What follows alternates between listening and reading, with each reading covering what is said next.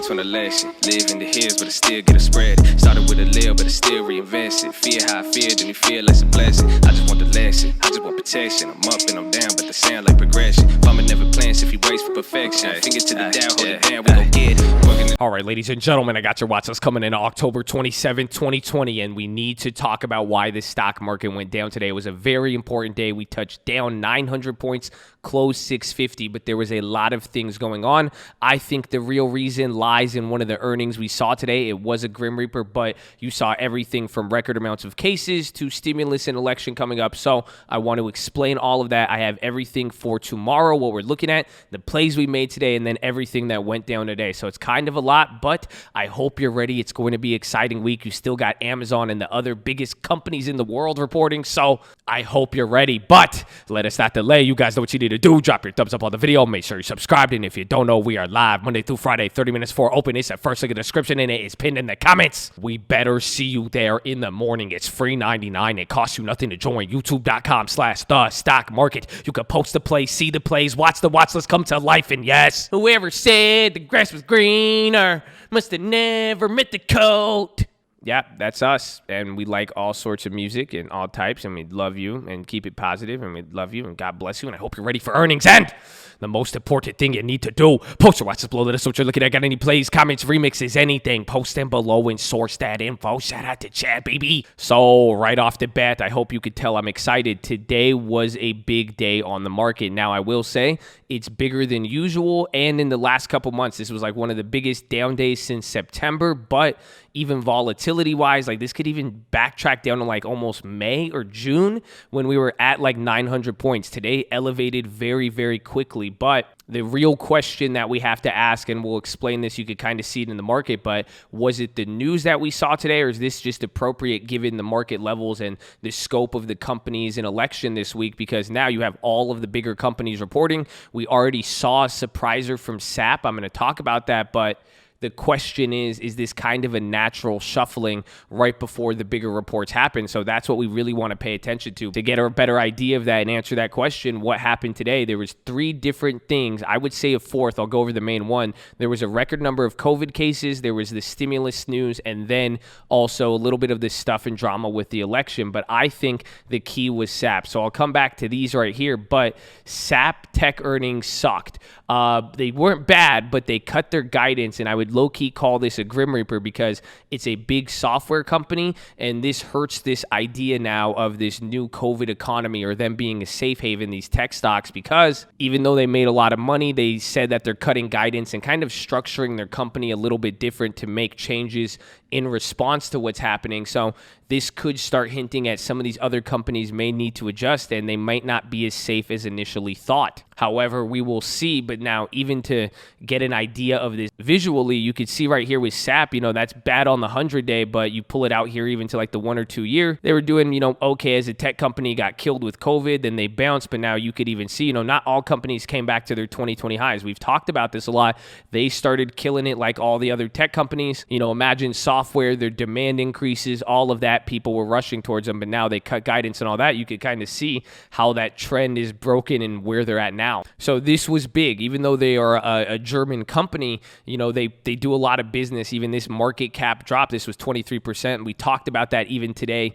If one of those bigger name companies had a move like that, this was about like $40 billion. That's like one entire Snapchat. There was even talks about like downgrades and people, even credit agencies talking about this. But I think this was a bigger part of what we saw today, kind of bringing the market down, not to mention, I think, a normal earnings shuffle. However, there was a lot of new things. So putting this in perspective now, you even see the market. We actually gapped down. We didn't gap up. It started in the morning with COVID cases. So this was the first set of news we were trying to decide, but there was a record amount of COVID cases, not deaths. We're not talking about the differences there, but the fact is you could see the market react to the case amount, and it could be tied into other stuff like stimulus or anything of that nature. However, the key is kind of watching the timeline, because we've even saw this back in March or anything. The market will react. This was a record amount of cases. The market will pay attention to that, but now it's not going to react every day. So if there's even more cases tomorrow, it may not have the same reaction, or we'll be able to determine now, was it because of the cases or not? But there was that. Then in the middle of the day, and this is something we're going to be watching for the rest of the week, is how the stimulus news came. So there was two things that happened with it. Pelosi came out, or they said early in the morning that Pelosi and Munchkin were going to meet an hour earlier at 2 p.m. instead of 3.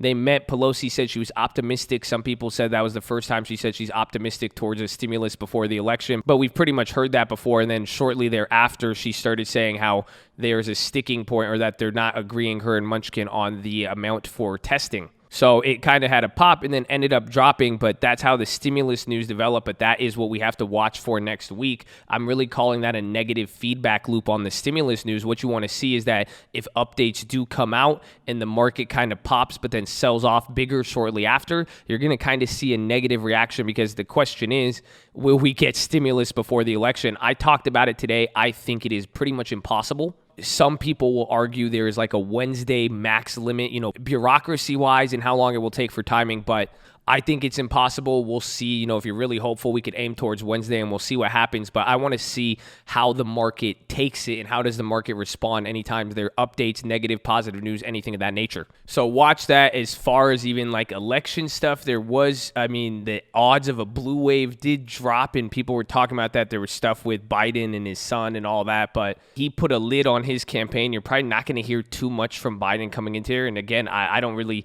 the only thing I care about election-wise and even bringing all this up, because whatever the news is or anything, you could pay close attention to it, but I'm firmly betting on the price range for the S&P. So pretty much if we end up lower than where we were at the start of August, that is the statistical probability of the market predicting the presidency. So as long as it's a positive net return in the 3 months leading to the election, the incumbency is won 87% of the times. It's a nice history. If the market is down, then the opponent will win. So that's why I'm looking at it, but the scope of today's drop makes that a little bit, it's not as secure as it was, because if we went up, maybe the market was showing the election isn't as contested as we thought, but the market might be pointing to that as well too, so it will be interesting. But there's that. Finally, as far as everything else for the rest of this week, all it's going to come down to is watching for earnings and ranges. You want to see what companies report, where does it put us, how does it move the market, do certain industries. Again, you even saw with social media stocks last week, we're even seeing now what SAP and tech could do. Pay attention to those ranges and pay attention to those industries, and then just watch to see how those are developed. And we want to see at this point, with everything happening, we want to see if there's anything breaking or any new information could really shift or change things. So we're going to see how the market is responding to that. Finally, here is all of your earnings. If I miss any, let me know. But tomorrow you're going to get Pfizer, Caterpillar, 3M, RTX, Novartis, Eli Lilly, JetBlue, Hog, Sherwin-Williams, Polaris, Crocs. These are all big companies. So big Dow components, and all of the Dow components were down today. So that should be exciting in the morning. We'll see that range and everything it sets. Then after hours, you're going to get Microsoft, AMD, Dexcom, ACAM, FireEye, TWOE, First Solar, Juniper, and Mozzie. So not too many big companies after Microsoft and AMD, but still decent sized ones that we'll see. And then Wednesday, Thursday, it's really going to heat up. So I hope you're ready, but that is pretty much it. So let us get into the plays. So right off the bat, I did 3 or 4 different plays today, all about the cheap plays. I love it. So I did an AMD play, and then even then, I'm even holding that Intel play. I cut out of those Boeings. If you guys remember the ones I bought on Friday, bought 10 of them at 50 cents. I sold out of them at 70 cents or 71 cents today, but I could have got like $1. I'm holding 3, so I sold 7 out of the 10, made it free, got my money back, but we bought those at close on Friday. But then I'm still holding the Intel, so I still have all 4 of those Intels, and then on the small account, we have that 47 put, but that one we bought for $15 is worth $150 now, and that's what I'm kind of saying, and that is the strategy moving forward. So I want to hold some of these. We'll see what happens as everything sets up. That one, ironically, is a post-earnings play, so I like the strategy now with some of these companies getting the report, but I'm going after these cheap puts and these cheap plays. You could even get calls. There's one, that's why I put Spotify here. It's not just about puts. There's some companies I like, but I like this idea, and this even relates to some of the weirder stuff in the market right now, even like the put to call ratio. That's the VIX too. You could even see it felt in the option pricing. People weren't really pricing in anything on the upside. That's what could be drawing some of these premiums down. However, people are still worried about the downside too. So there's still some cheaper calls there as well. But this idea is, with so much uncertainty with the market, being accurate with some of these prices, and then us seeing some of these surprisers, even like SAP, I want to go after options. And now you could get more than one if you want, but like I'm saying, is if you really really want to get exposure, going after one has been very good. So I'm buying these for like literally $10, the price of a meal, $15. You know, maybe I spent $50 on a bigger company. I bought ServiceNow. So the idea with both of these plays, I'm buying them. I'm buying one. They're small. I could flip them, but I don't really want like a $5, $10 profit. My idea is if it market goes crazy, market picks up, things develop in any way, shape, or form, we'll profit off it, but we get to profit on the run up into earnings. So if it does run up into earnings, the idea is if it does go up a lot into earnings for whatever reason, it's cheap enough where you don't, again, $10, my exposure, there's a lot more upside than not. Again, if you only have $10 in your account, I wouldn't do it as the best play, but the idea is whatever happens, I could either sell it before earnings or I could hold it and it could be probably a crappy play that might turn into a decent pre-earnings play, and we could hold it and go from there if you want to take that risk. That's what I'm doing. So you guys haven't seen this in a while, but here's this small account. I've just been putting the $100 into it. You know, I'd make random plays throughout the last couple months. I'd make a play, lose on it, but we stuck with it. That's why I did the Intel. So this was that 1,000% or say 601%. Oh, come on. It closed with, come on. It was at 160. It was 1,000%. I promise. Yeah, come on. C50, come on. But I'm still holding that one in the same logic here. I grabbed one of these AMD puts. It ended up only closing 9%. So again, these are out the money and far. You were up 100%. The idea is I'm holding that one, but not going to really kill me. Grabbed a Microsoft put as well, 185. And this is the plays that I'm going to be going for. Again, the idea is they shouldn't make too much. I did on the other one. The Intels, not only did I get it on the small account, I got it on the bigger account, but even then I got 4 of them. I spent $50, $60, and that turned into 600. The idea is these could be nice cumulative plays and get us the earnings exposure. And if anything goes crazy, I mean, you could still do a lot. So I'm liking the marketplace for that. I like what the market's throwing at. So that's what I'm looking for. Those are the plays that I made. I will be looking at Shopify's cheap calls that if I could get them cheap enough, I want to see if there's any surprisers there. Maybe some of the smaller companies, but I'm still holding those leaps. And why I like Spotify, they did very, very well today. And this is what I kept talking about. The premiums just keep outpacing the market, even though the market and the stock is outpacing as well too. And what I mean by the premiums is that the stock is at a price it's been at, but the premiums are higher than ever, even though the stock has even been here at any time. So that means the market is expecting a lot more out of them. So we're going to be watching that one. I like that. As far as everything else, I would watch for a continuation on SAP. I think that one could be decent. I'm surprised I didn't go after it today, but it kind of made sense on the chain. There wasn't too much opportunity. So hopefully after they add options, we'll see. There was Chegg after hours. It kind of made a move. It stayed there 5%. I believe that was priced in. Same thing even with Twilio. I grabbed one of those plays for 50 cents. So again, I had to spend a little bit more. Or no, I got one at 20 cents at close. Excuse me. Which one was it? It was right here. I grabbed the weekly 2225 put. Again, it's like 30% out the money, but I spent $20. The idea is I only want one. I'm not really going crazy on anything. And now I'm down 5K too on that DraftKings. So even more. So dude, DraftKings hates me,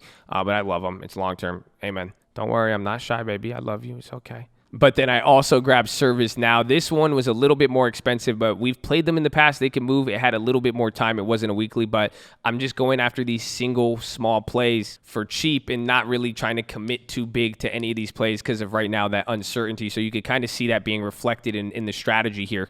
So watch ServiceNow as well. Watch Twilio, SAP, Google, and Apple. I really like, again, we have that Microsoft. We'll see how that plays out. I have those leap calls. So either I'll get the short-term surprise, or if it does surprise on the upside, those leaps will pay out. But Google and Apple, I have those old Apple puts. I was holding those. They went up, and then they kind of leveled out today. I have older ones, and then ones I got a few weeks ago, but nothing really too crazy. But Google, I like. I might set up a play, but usually Google's a little bit more expensive. But they've been kind of a lagger comparatively to the FANG. That's what caught my attention. So I'm going to be watching for how they play. Watch AMD as well too. I only have that play. I don't know if I'll play them for earnings. Again, if there's a cheap play to the upside, we'll see. But watch AMD, watch Twilio. We talked about that. That was the earnings again. I'll see if there's a follow-up. I'm surprised they didn't move more. So that one might be a continuation play. Then NVAX. A lot of the vaccine stocks got some weird negative news. NVAX got halted, but I say negative just the fact that they sold off at this stage, even like Guild, it's kind of like they've really, really given up a lot of gains. So it's kind of, this could be the end of it. We'll see. But that could be a pin in the bubble. Again, that's what even as people are worried about with SAP and what that means for everything. So we will find out, but keep watching that. Finally, GLD, I think, is not really going to be the play, but going to be interesting. I think it's just the election